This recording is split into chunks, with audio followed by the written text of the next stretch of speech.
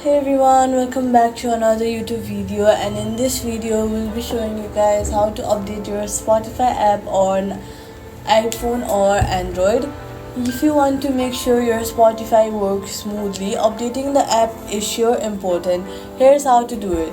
First of all, for iOS, go ahead and then open your App Store or Play Store.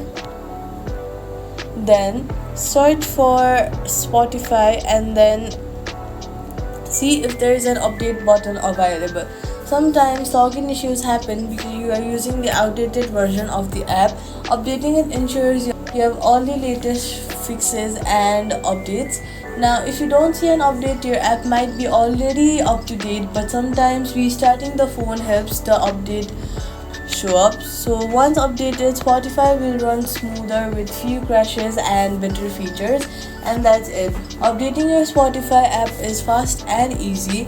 I hope this video helped you get back into your Spotify account smoothly, and that's it. I hope you guys enjoyed watching this video. If you did, let me know in the comments. Give this video a thumbs up to help others too. And hey, if you like simple tech fixes like this, consider subscribing for more. Thank you so much for watching, and I'll see you guys in the next one.